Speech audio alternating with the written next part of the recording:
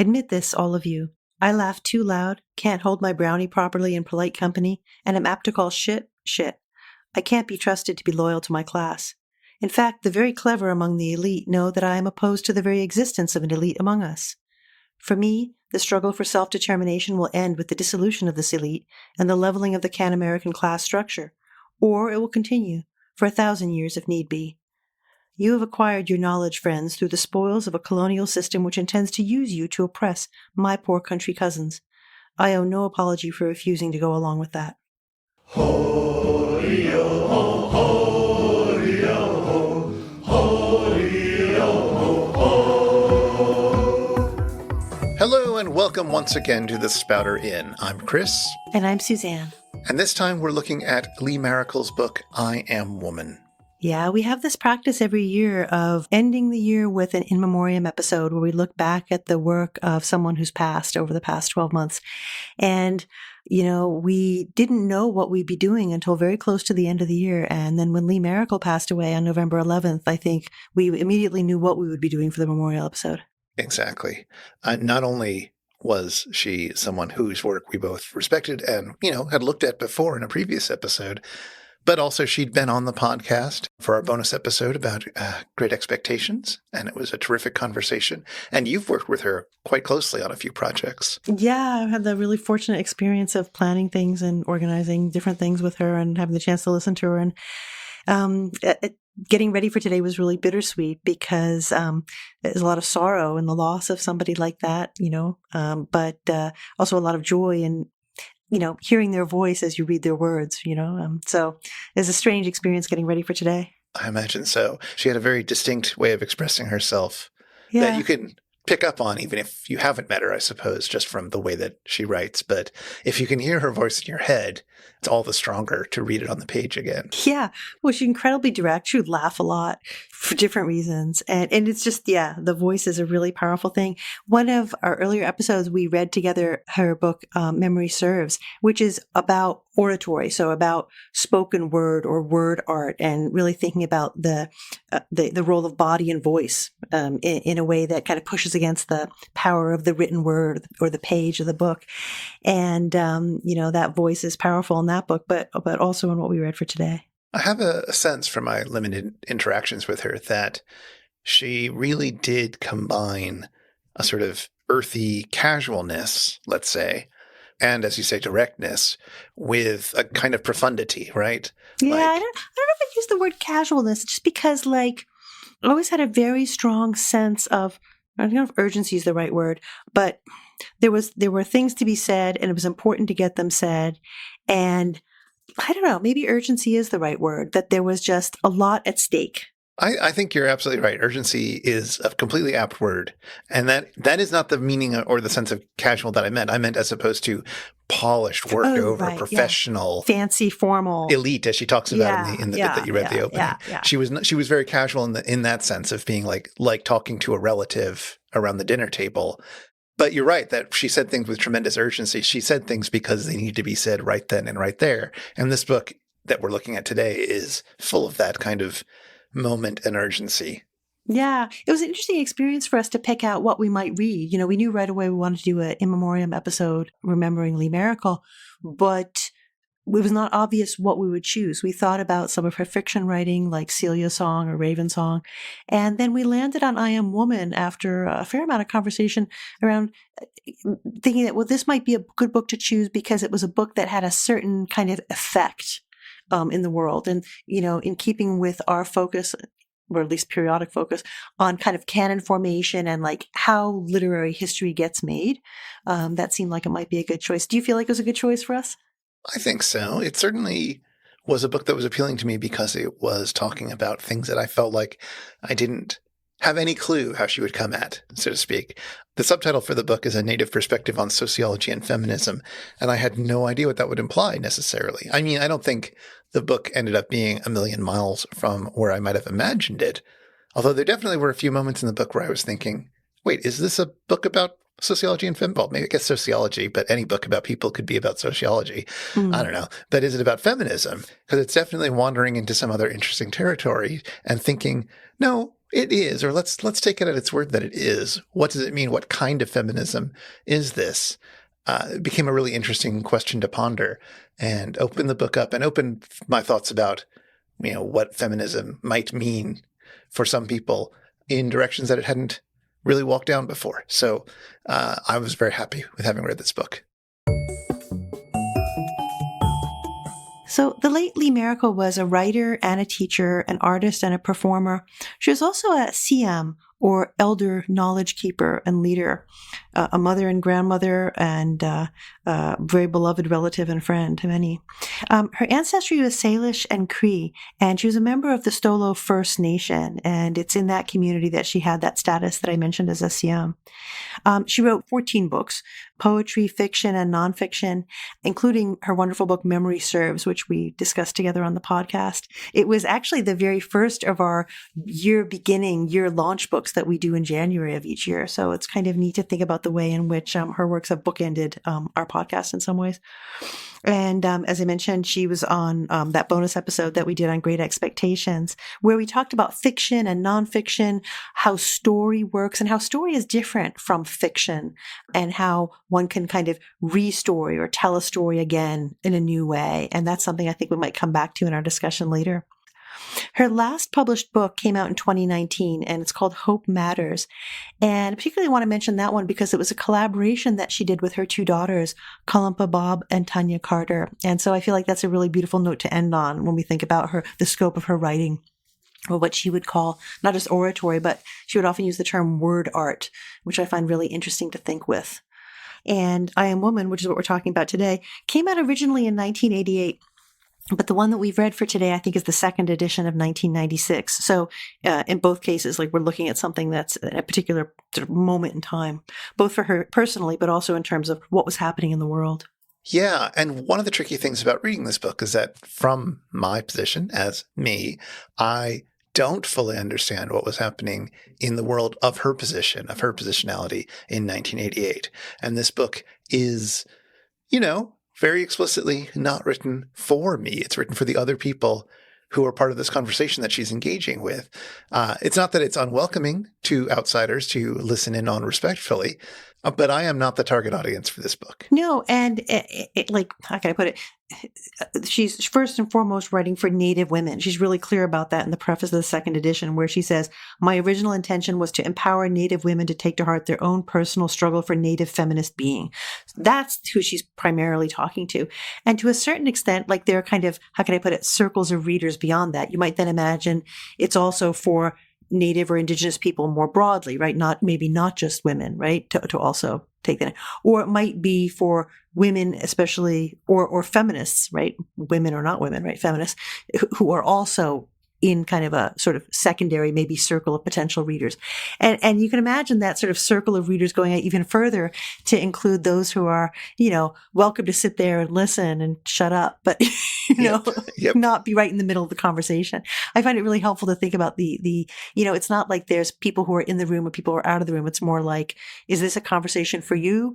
Or is it a conversation that, if you want to listen to respectfully, that's fine. And therefore, I feel hopelessly awkward about being not part of that circle. And yet here we are having a conversation of it where, we are centering ourselves in our reactions to this book in a way that is not inaccurate. It's not unjust. It's not an unfair thing to do. But we, I think, are both highly aware that we aren't trying to define the book in that sense. We're not trying to master it or anything like that. Yeah, right? We're not trying to master it. We're not trying to control the discourse around it. We want you, listener, to go and read it and read other books. And also, whether this is a book that is part of your community or not, and think about how you should respond to it. But I also am very aware that, we are the podcast hosts. We're the voices that our listeners can hear. They can write back, but their voices are not necessarily going to be on the podcast, and that creates a kind of hierarchy. And therefore, I want to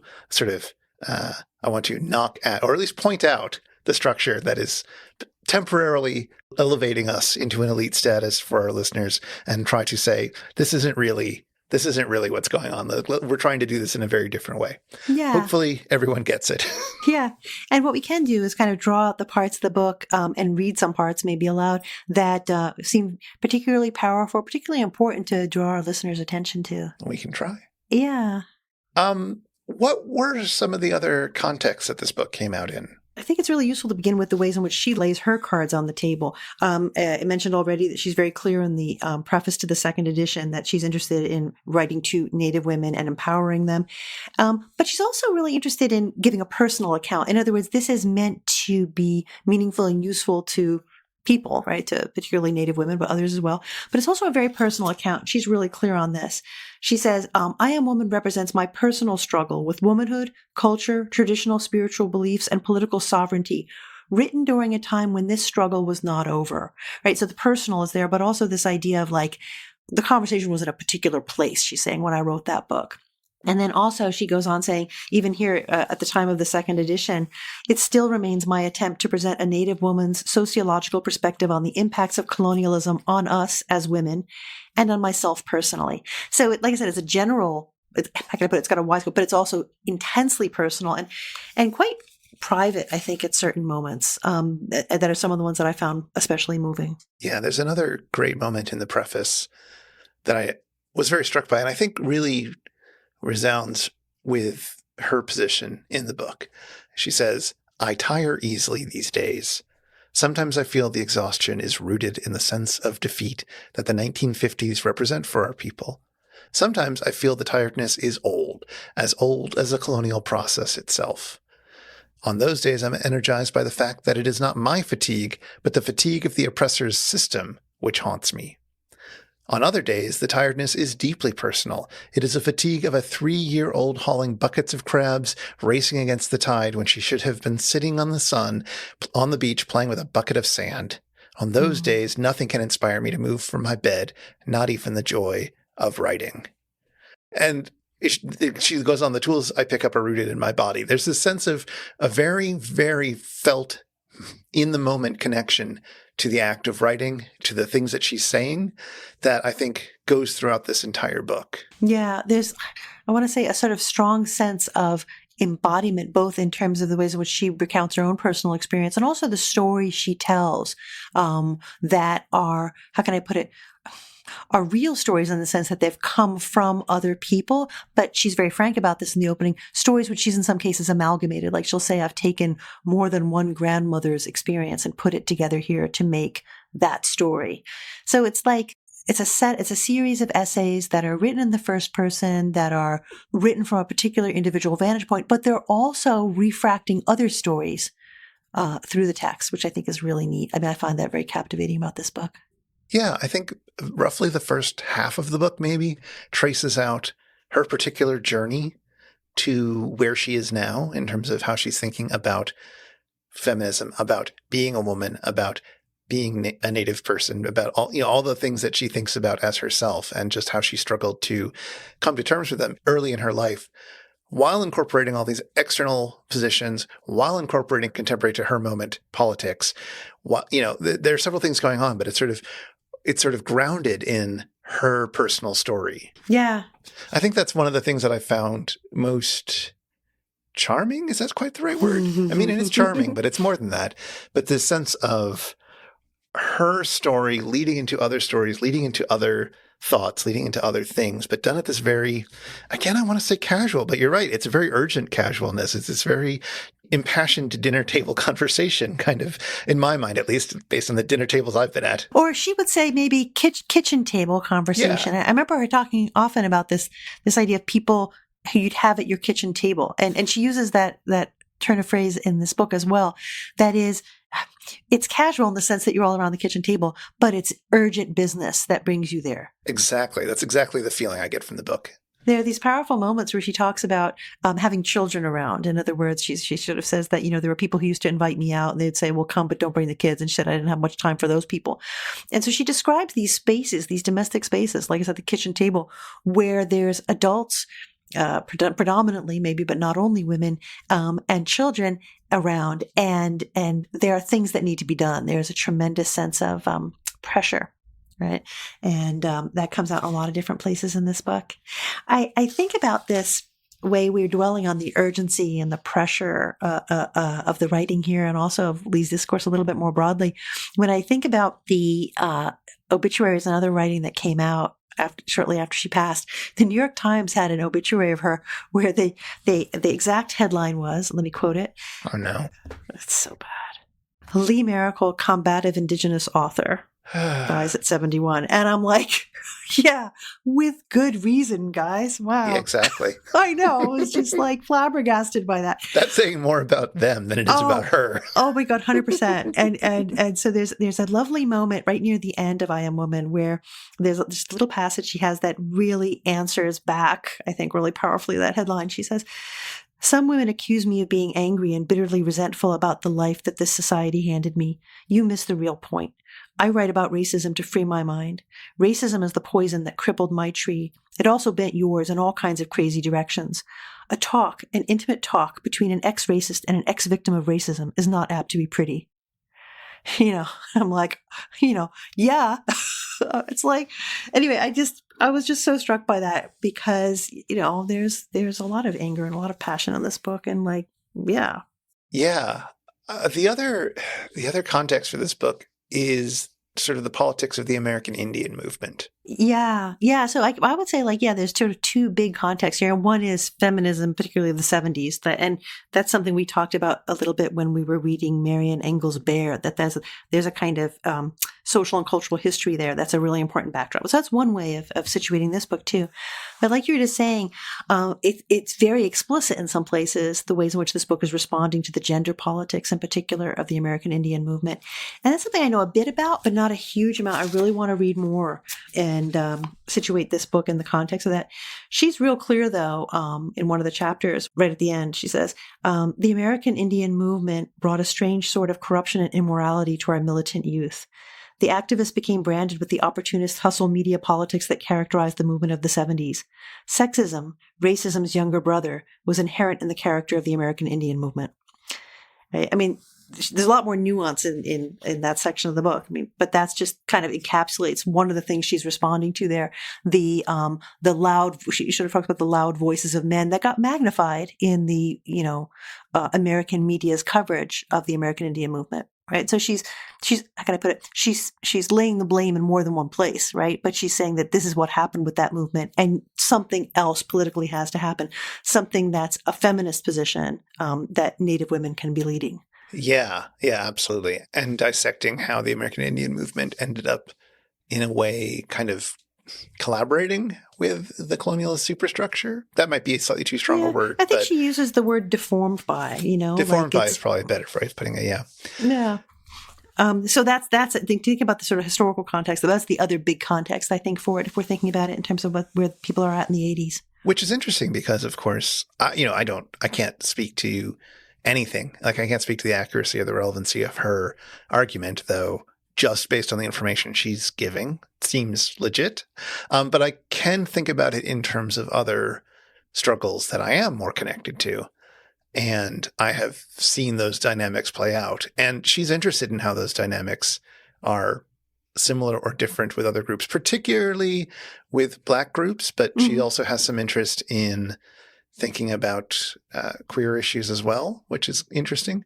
So I feel like I'm not entirely off base thinking about how this resonates with my own experiences, with my own cultures. Yeah, no, I think that's exactly right. And one of the things I remember her being really clear about was whenever we'd be sort of planning or organizing something, she was very eager to make sure there was a wide range of people who were in the circle that was planning this or that, right? So in terms of age, in terms of gender, in terms of, where people came from and so on, this real attentiveness to that there should be a range of people gathered around. And whatever kinds of difference you were talking about, the more of that there was, the better you would do, the more you'd be bringing to the table, bringing to the circle, right? One of the circles that I was at, you were also there, but it was one of the ones that I was at. There was a moment which was sort of having people who were in the room participate in a kind of, this is terrible language for it, but it's what I've got, a sort of reenactment of lineage, of sort of we're going to pick two people out from the crowd and they will be your parents. And then we're going to bring in their parents and they're going to surround you. And it's going to do what it was going to do. The point was that when this started happening, it felt very heteronormative to me. I started getting uncomfortable because it's like, oh, this is assuming a certain type of thing about biological parentage. It's assuming a sort of heteronormativity, I suppose, which very quickly got deflated when somebody chose two male people to be their parents. And there was a bit of awkwardness in the room. And I believe it was Lee who was just like, yeah, it's fine. Parents are parents. It's all good. Like, it was just this very matter of fact. Yeah, that specific thing is not what the point of this exercise is. It's not what we're doing right now. We're not here to reinforce that. That is the framework that we're bringing to this because it's the one that we're most familiar with. It's the one that, this tradition has arisen in. But that type of deviation from the master narrative, so to speak, is fine. It's not what's at stake in a way that it so often is at stake. Yeah, it's a framework for thinking through, right? For understanding the world through, right? And I find it so difficult to talk about, but I understand exactly what you're describing in that scene. One of the things I think that's really helpful to think about when we understand how that sort of quasi-family structure that you were describing, where a person was drawn out and they were invited to point out who would be their two parents, and then they would choose others, and that would create a kind of a circle of people around them. It wasn't about the nuclear family structure, right? The heteronormative nuclear family structure. It was about the web of relations that encircle and go forward and backward in time for each human being. Right. And so gender is playing an important role, but it's playing a role that I think is really different from the way it is in sort of Western European, North American, hegemonic discourse, right? What do you think about that? I feel like there's a lot to be said about this, about how gender was being understood in that room that day you were describing, but also in this book, in the section where she talks about what mothers do. Yes. It seemed to me like in some ways it seemed very, like you said, heteronormative, but it was also doing something really different. And I wonder if we can try to get at that. Yeah. I want to look at a particularly striking passage from an essay or chapter on child rearing, which I found pretty enjoyable, that did wrestle or dance with some of these issues anyways. Let's see. Around age 3 is when the colleagues of your little daycare attendee note she is brown. They mention it to her. Well, she relates to me, I told them that everyone is born white, but some of them got to be brown because they are more beautiful. And if they're really beautiful, then they turn black, right, Mommy? If you can listen to that without laughing, figure out how she arrived at the conclusion, and realize that she has strung together a number of things, unrelated things, in an attempt to rationalize the relationship between race, consciousness, and beauty, then you are a great woman, even if you're a man. Don't get me wrong, I know that not all women are able to do the above. It's just that the few people who are able to think quickly, control their basic urges, and understand children happen to be women. There's a lot going on there. It's a really fascinating set of this is a woman thing. Of course, it's not strictly women and not all women, but mostly women. But it's not there's this desire or there's this understanding that is coming out of a very traditional, seemingly heteronormative structure that is absolutely not dependent upon it, but is still going to be talked about and understood that way. Mm-hmm, mm-hmm. And I feel like that was the same thing that was going on in that room, right? We're using this family metaphor. We're using a heteronormative family as the structure that we're going to understand this with, but we're not limiting ourselves to it. Yeah. She opens up a certain amount of space to that in that passage that you read from. If you do these things, then you are a great woman, even if you are a man, right? So by doing those things, you are a woman. And there's, I don't know if performativity is the right word for that. It's if you inhabit that role, that's what you're being. Right. But that's not being a good father, right? So she said, if you want to understand what it takes to grasp spirit and harness its great energy reserve, mother a child, don't father one. Let me tell you about dads. The best dads don't give up a damn thing in the interest of their children, right? So how can I put it? You can't, a male who nurtures a child in the kind of way she's describing isn't a father. It's that person is a mother, even if that's not their gender, so there's a strange thing going on there, right? And part of me wishes that the sort of discourse around gender and such had permeated this thought line more deeply so that it wouldn't have that. I don't know. I still feel a little bit wary about the fact that it's rooted in that line of thinking, while also understanding that it's more complex than it seems at first and that it is better than it seems at first. Yeah. But it feels like that might have been an area where that thought line was still growing and could still adapt and from my perspective, improve. I don't know whether it would be from her perspective, but. Yeah, no, I agree with you. I think that, I mean, there's a couple of places where it really comes out already in the preface to the second edition that and also just in hearing her talk about this book occasionally, I don't know that she thought the same things in 2021 that she thought in 1988, right? There's that, right? Yeah. But then also, I think the other thing that's going on here is that, remember we were talking about the role of the body in speech and in grounding all ways of knowing and expressing yourself, right? This is something that's all over her writing, right? And I'm looking at the passage that you just read just before it, where she's talking about childbirth, right? She says, there's nothing normal about having a child. Oh, yes. Procreation is natural, but it is not normal. It is a bloody revolution carried out with much pain, labor, and blood. After 9 months of cohabiting the same body, mother and child set to work one day, pushing, pulling, and tearing at the body so the child may escape the dark womb. It goes on. Volunteering yourself up for such pain is not normal. Birth is a bloody beginning for both mother and child. And that plays out in all kinds. And this passage, as well as the passages about other kinds of attacks on bodily integrity, right?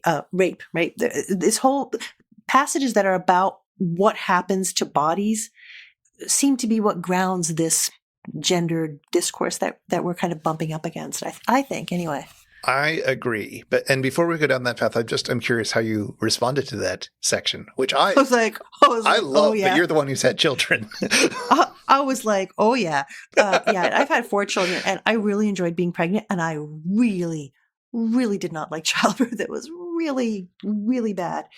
And so I read this and I'm like, Oh, I have friends who really enjoy having children, but hated being pregnant, hated the giving birth process, hated that sense of bodies being taken out of control of them. It's terrifying. It's absolutely terrifying. I mean, I have to say, people have different experiences. I'm sorry. I'm not scaring anybody here. Of course. But my experience was that is like this terrifying loss of control of your body. I find it absolutely terrifying. I mean, it's all worth it, right? But and so I think that terror and that sense of bodily violation that comes out in this passage about birth, but also the passages that are about rape, like or violence against women of other kinds. It seems to me that those passages are in part of the bedrock of the whole book, and I wonder to what extent that just absolutely determines the ways in which she's going to handle gender here. Yeah, I agree. I love that passage as well, because in the midst of some normative-ish statements about, moms and motherhood and who's a good mother and so forth, you have this thing which sounds nothing like what usually goes along with that discourse. Yeah. And so that's great. And it's in a chapter or a section which is called Normal versus Natural, where this idea of those two things are as different is being explored, which I found very interesting in this. But to get to your point, absolutely. I think that, I feel like when I say something like this, it feels like I'm trying to solve the book or something. But I get the sense that her sense of feminism came out of her sense of accepting herself as a woman, accepting her positionality as that of a woman. Mm-hmm. And therefore, the truths that are revealed to her through her body are going to be truths grounded in womanhood. That's right. I mean, that's exactly how I understand it also. And that's where she gets a lot of her insight and as well as compassion for others' stories is through that experience of, what is her body telling her, and her mind and other things and tradition, but what is going on? How it often feels like it comes back to being rooted in the specificity of her individual body and how that body is understood within a tradition of people having similar experiences with their bodies, and what labels those traditions have come under. Mm-hmm. And almost a lineage kind of, right? That might include your actual mother or grandmother, but also like women that she's connected to through story rather than through family ties. It seems like there's a kind of, I don't know what to call it, there's a genealogy there of some kind. And I think this is why some of the things which don't necessarily immediately seem connected with feminism per se become very feminist from her perspective, because colonialism is felt upon the body, upon the woman's body, upon her woman's body.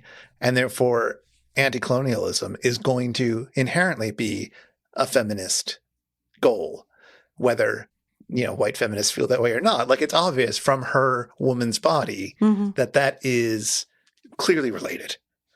She feels that, physically in that passage I read from the preface. Feels it physically, and it comes through these kind of familial kinds of relations, but also through the relations around the kitchen table, which we've talked about before. There's this neat little moment right near the beginning of the book where she says, "From around the kitchen tables of the people I have known have come stories of the heart. Great trust and love were required to enable the bearer to part with the tale. If I wrote for a lifetime, I could never retell all the stories that people have given me. I'm not sure what to do with that, except I shall try to grasp the essence of our lives and to help weave a new story. A story in which pain is not our way of life." Right? So this idea of receiving stories and passing them on, again, in this almost like, I don't know, almost like birth-like way, like, this genealogy of story. It seems to me that this is a really powerful thing that's knitted through this whole book. One that's I found very compelling is the story she tells about a person called Rusty. It's one of a series of stories, and she alludes explicitly in the beginning of the book to like having amalgamated the stories of different people, right? So it's not necessarily one person's story, but she's going to use this as a way of telling the kinds of stories women experience. And it's punctuated in this really poignant way where she speaks to Rusty, this person who's since passed away. And she says, for example, "Rusty, I didn't ever want to know your story, but since you gave it to me, I'm going to give it back to the people responsible for it." And that's what I mean by genealogy of story, right? It's not just one person tells a story and then maybe that person tells it to someone else, but rather the story almost like you almost gestate and bear a new story, right? They give you the story and then you bear something new. Like, it's not they give you a box and you pass the box to the next person. It actually is a new thing that you pass on. Anyway, so that's the story. That's the story of Rusty. And so, like, she talks about Rusty's story. She also talks about her mother telling her her story. And also at another point, she's talking about her grandmother, and she says that her grandmother gave me her story. And this idea of the story is a kind of a gift, right? She says, I mentioned all my great-grandmothers and how I would like to see them. She could not give me their presents. Instead, she gave me her story, right? And it's a story of, again, colonial experience, right? So I found that aspect, how can I put it? I found the aspect of story in here to be something that was really compelling for two reasons. One is, like I said, there was this genealogical quality, which seemed to go along with the ways in which bodies are functioning in the book in other kinds of ways.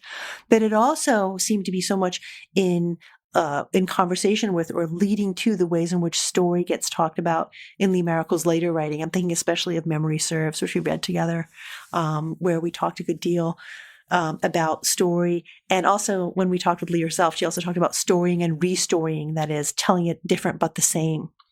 And so I felt like this book was really part of that much longer, drawn-out conversation about how story works and how it's different from and related to what we call fiction and nonfiction.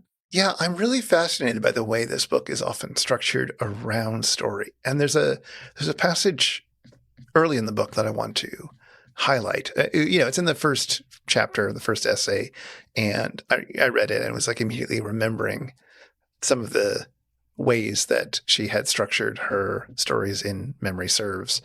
But there is a story she talks about her bad back. She starts off by talking about grandmothers and how she's combining the stories of different grandmothers together and women who insisted that they be called grandmother and so forth. And then there's a quote, which is, "If you live right, the grandmothers will take care of you, I was taught. Conversely, if you live wrong, they will forsake you. You will sicken and perhaps die." And then she tells a story about just this happening, right? If you don't follow the advice in the quote, you get a mystery disease that she has, and she's dying of something, but she has no idea what. This is all happening in like 2 paragraphs, and she doesn't want to be sick of it. She doesn't want to die. She wants to finish bringing up her children, and then she meets up with somebody who helps her reconnect and learn to love once again her native self and native spiritual and physical healing. And then she gets to be seen by a chiropractor, and this straightens out her back. It's this like, it reads like these things have nothing to do with each other, but they all actually do have these very thin threads connecting them. And then it gets back to when I wrote that backs bent double with the effort and crippled and paralyzed us, I meant that figuratively and literally, which is something she was talking about before she even started talking about grandmothers. It becomes this like, so what I'm saying is that it structures that you're getting one story to another story to another story, thinly connected, then wrapping back to prove a point that you didn't even realize all these stories were leading up to prove in the first place. It's this marvelous chain of story and thought that somehow before you realize it gets sort of tidied up and connected. Mm-hmm, mm-hmm. And then she describes it. Yeah, we learn that we're one person in a long chain of people. And each of these stories is one story in a long chain of stories that is constantly being remade and retold and remade into new chains of stories.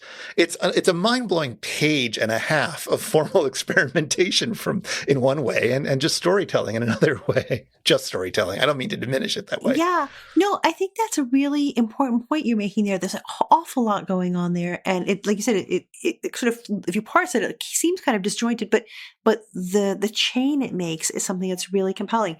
That whole passage starts out with the passage I read about, from around the kitchen tables of people I've known have come stories of the heart. So she's gotten these stories from other people. She has an obligation that comes to retell these stories. And then as a way of moving into that, she tells this story, her own story, right? Right. Which is not just about illness and healing and how love has the power to heal, she says, but it's also about the love, not just the love she experiences, but the love that she has for her children, but they're temporary. She says, you give them 20 years of your life, the best 20 years, and just when they get good at being people, they leave, right? And that's when you get that beautiful phrase that you just read. Just as I accept that they are with us temporarily, so I learned that we are each but one person in a long chain of people. So it's about the self, but it's about the self as situated in this web of relationality that goes backward and forward, right? And you're always in the web. Right? It's just a question of where you are in it. Yeah. So like you're absolutely right. I think that's a really powerful page and a half. The things that stories are doing there is remarkable, and the way that it's being connected to, as you say, personal relationships, as well as her position with her community in these in subtle ways. The bad back is, a thing she actually felt, but it's also something that she sees her personal situation, her positionality, mm-hmm. as reflected in. She is feeling both the pain of whatever's going on, but also the pain of her dislocation from her community. Mm-hmm, mm-hmm, if I'm probably oversimplifying it, but there's something like that going on. And that's something I found striking, that it was doing so many things at once. Yeah. And in responding to that and sort of expressing, in becoming empowered, that too is not an individual expression, but it's also collective. So this is just a couple pages. It was on page 9. So just after the section we were reading, she's talking about a particular setting where she stood up and spoke. By standing up and laying myself bare, I erased invisibility as a goal for the young Native women around me. My children refused to be among the many Native people made invisible. And that second sentence is really, like, how can I put it? The second sentence is doing something totally different from the first. The first one is could be about individuality, right? I stood up, laid myself bare, I erased invisibility. And that's a model for young Native women around. And then the next sentence, my children. So the fact that on the first read, you might be like, why is she talking about her children so much? But that's the whole point, right? That you're not acting as an individual. You're acting in a way that other people are attached to. And this book talks about that in I guess you could say a very biological way, in a way that's about bodies and giving birth and the particular people you give birth to. But I could imagine a way of writing about this kind of relationality and these familial dynamics in a way that addressed chosen family as well as, or adopted family, which is a term that shows up in other indigenous writers' expressions. In other words, family is constructed in more than one way, right? And so it's really interesting to think about. This is a book that has a really powerful individual voice, but it is not at all about individuality. Yeah. Or it's not of an individuality that is limited to the individual. That's it. So one of the things that I was thinking about as I was reading this and responding to it and getting very, very excited about some sections and very, very put off, I'll have to admit, by a few smaller sections, is trying to approach it maybe in a somewhat different way than I usually do, and really just setting aside my excitement or my feeling a bit turned off by it and thinking about, well, what is going on there? Am I being challenged? Am I being, agreed with too much? Like, am I excited about this passage because it's saying the things that I already believe in and therefore I'm likely to get excited about it? Or is it opening things up for me, or what's going on? And I found that a really interesting and useful position to be in. And it came largely out of my position of this not being a conversation, so to speak, for me. So I'm a respectful outsider.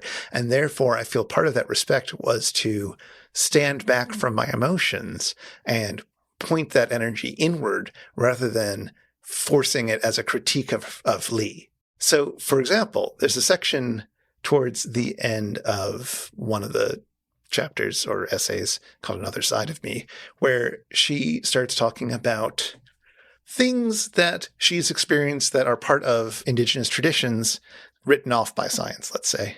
Hearing the voices of ancestors, for example. Mm-hmm. And she wants to make a case that, well, maybe there are scientific reasons that haven't been discovered yet. Science is a process and it isn't done yet.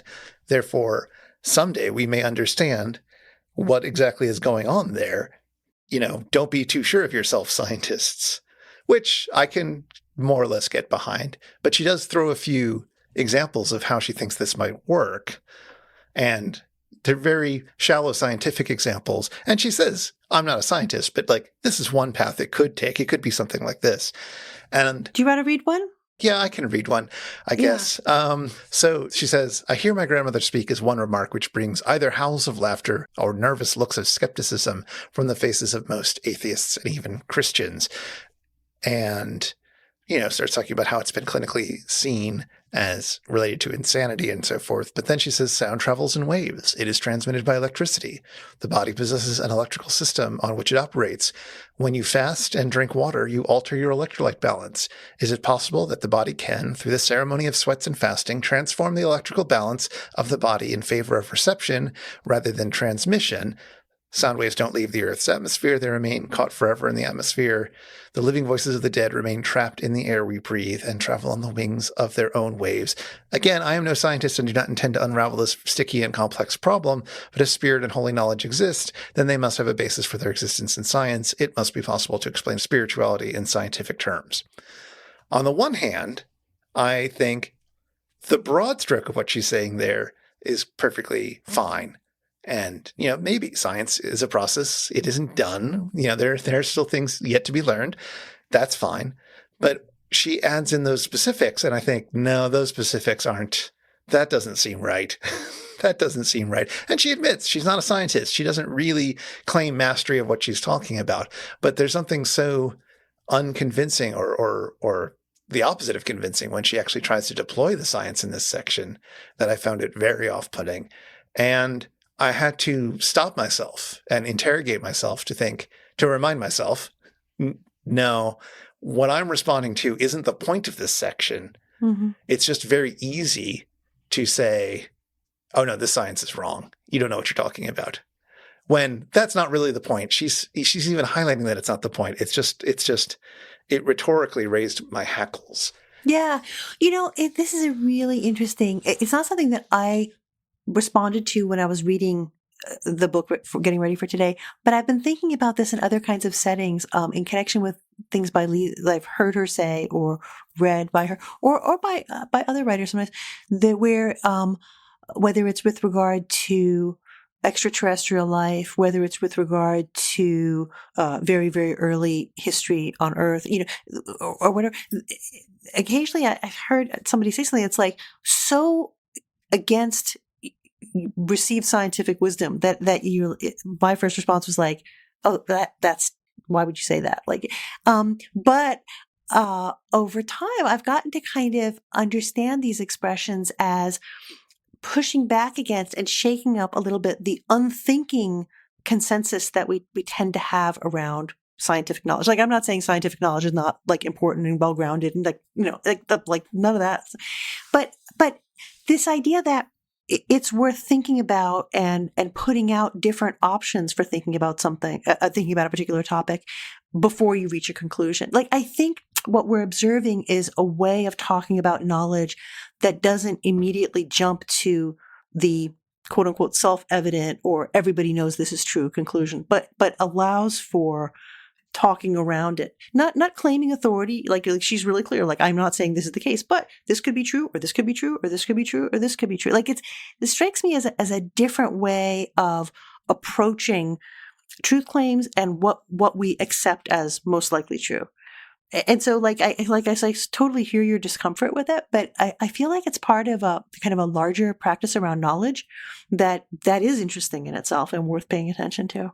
Yeah, I feel like from my perspective, if she said, I hear my grandmother speak, or, my grandmother talked to me and I heard this and I heard her say this the other day, that isn't the sort of thing which I feel inclined to throw a truth value onto in the way that she's describing. Like, she's wanting that to be scientifically true. And I feel, and this is just me, I feel, it doesn't matter from where I'm standing right now. And if someday something is discovered that would mean that it's scientifically true, then fine. But what's going on truth-wise about that is outside of the scope of how I understand science to be operating right now. And what was going on when you say I heard my grandmother speak isn't based on the truth of having heard your grandmother speak in some sort of objective way. I don't know. I feel like her demand for a scientific account for that, or her insistence that there must be one, is coming from a different place than mine, though. And I don't, that's fine. Like, I just need to remind myself that that's fine. Yeah. And I think, responding to what we find written here in this way that is like you were saying, like, oh, this is something I really responded to in a positive way. Is it because it's restating something I already know? Or is it giving me new knowledge that I'm responding to with excitement? Or is it a passage that I'm put off by? Where's that coming from? And what knowledge do I get by thinking about that? I think that's a really respectful and appropriate way to be responding to this book. I mean, this is a kind of a way of doing things that I think we learned from her. And so I feel like that's a good way to be thinking about and responding to and thinking with this book. One other aspect of the book that I really want to look at just for a minute together is poetic language. And here I'm talking not about the short pieces of verse that show up now and then in the different chapters, though those are interesting and worth talking about, but rather turns of phrase that show up in certain places that I found just like really beautiful and compelling. And I just have a couple examples. One of them was, I don't know if you saw the phrase dead wood leaves that she uses a couple of different times, referring to pages in books. So, for example, this is in the voice of a man speaking to a priest who wants to take his children to be educated in Christian faith. He says, "You say my daughter will learn how to be a good Christian wife, to do a thing called read from dead wood leaves." Right? Why should she do this? Why should she kill trees and put marks on the dead wood leaves to remind her of how she must conduct herself? She's not lazy, nor is she forgetful. Right? So I found that phrase really striking. It shows up again a little later on in one of the other essays. Do you know if that's a calque, if that's just a sort of literal translation of a term? I don't know. It could well be. But it's doing something incredibly interesting there in terms of, this whole question of written language and oral communication, oratory, and so on. This comes out in a couple of different places in the book.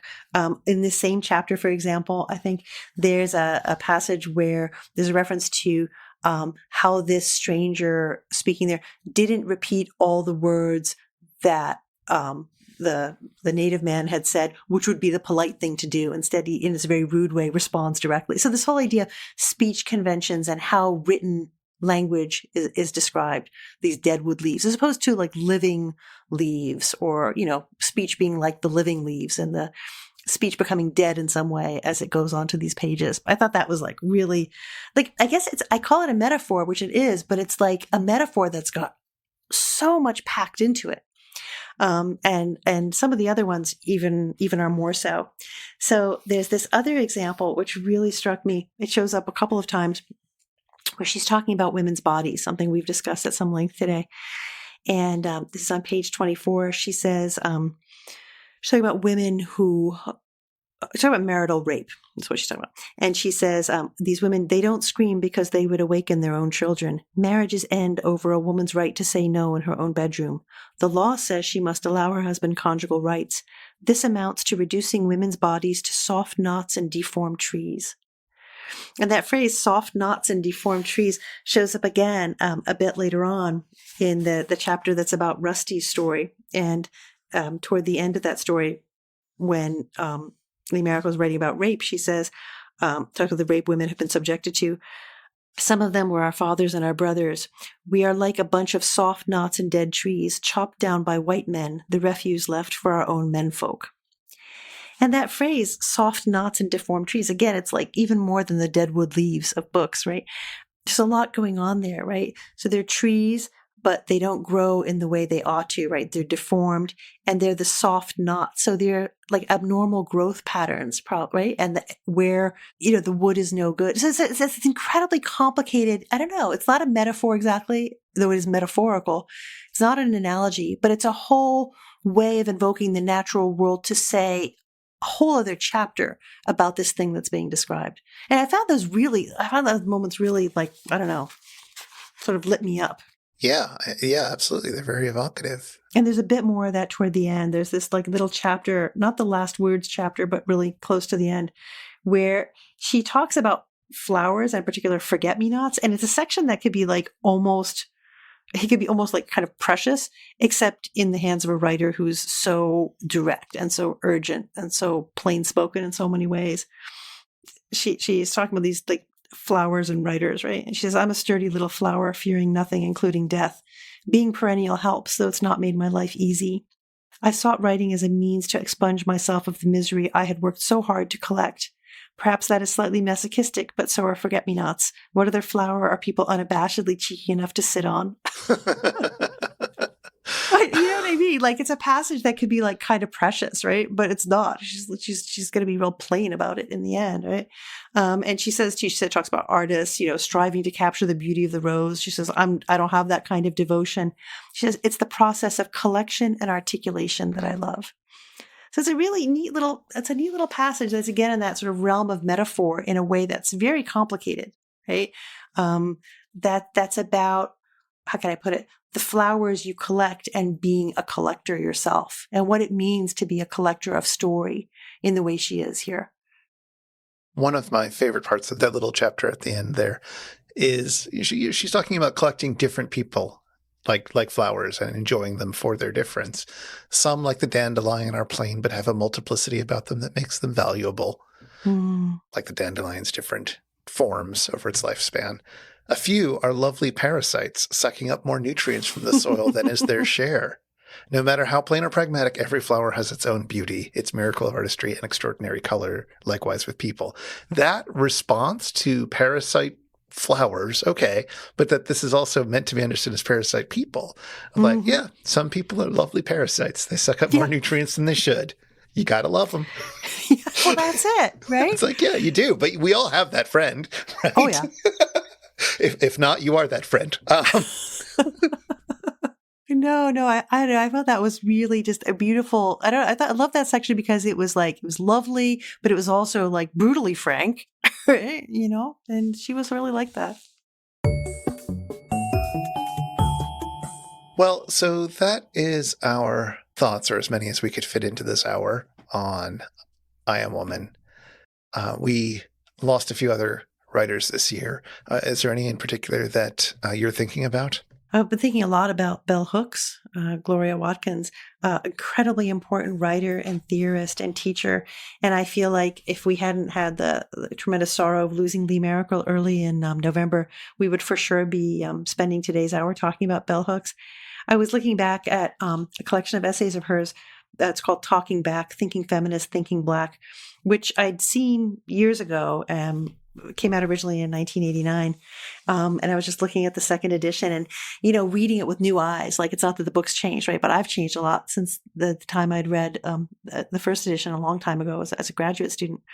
And thinking a lot about her sections on pedagogy and on autobiography. I feel like I really want to go back and read her work. Yeah, I shamefully have not read much of her writing. I've always meant to, but I need to actually get around to that.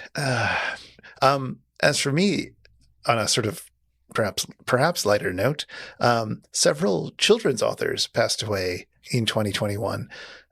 Eric Carle passed away.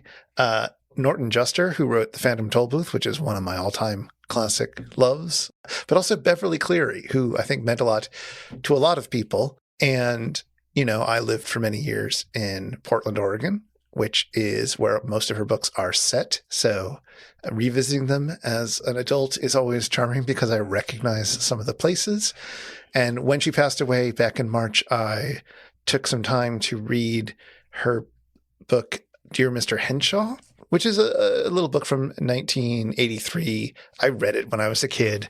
It's about a young boy whose parents are divorced, and he's having difficult times dealing with that, writing to his favorite author, who eventually encourages him to just start a diary.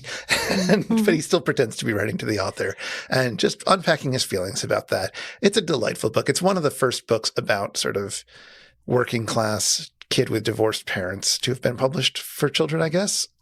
It's, you know, delightful and worth reading, as most of our other books are. I've never read that one. I would definitely have to read it. I had read a whole bunch of her other books when I was a kid. The first one I read was Henry Huggins, and then Beezus and Ramona the Pest, and that whole sequence. I read all those. Yeah, I read a tremendous number of those too. But for whatever reason, Dear Mr. Henshaw was the one that really stuck out. And I finally read its sequel, Strider, which takes place a few years later, and it's about him becoming a teenager and falling in love. It's also perfectly fine. But but yeah, Dear Mr. Henshaw is pretty special.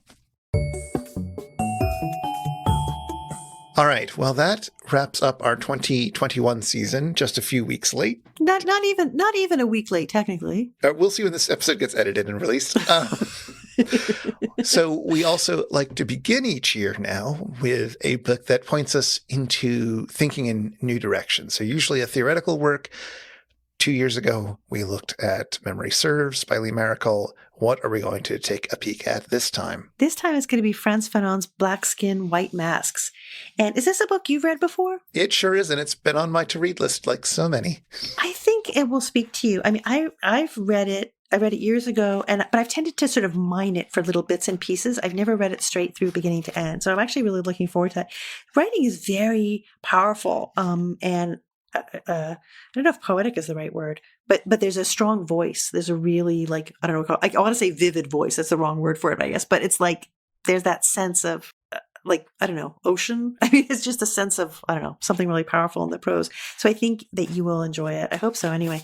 And for me, one of the reasons I'm looking forward to reading it is because I feel like I've been wanting for a long time, or I've been wanting for the past year or so to go back and read work that is engaging very explicitly with histories of race and racialization in connection with colonialism, the post-colonial, and decolonization. So really thinking through the relationship of those concepts, but doing it in a theoretical text that's beautifully written and we can read as literature as well.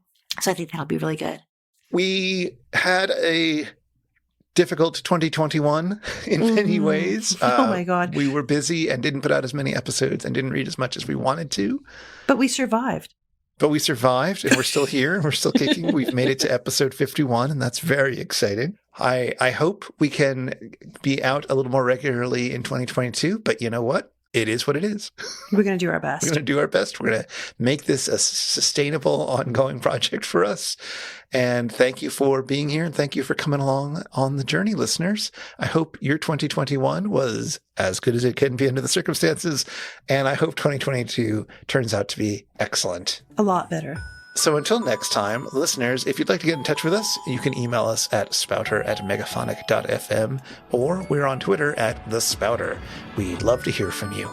Show notes with links for anything we've mentioned in this episode are at megaphonic.fm/spouter/51, and the Spouter-Inn is one of the fancy little podcasts over at Megaphonic FM.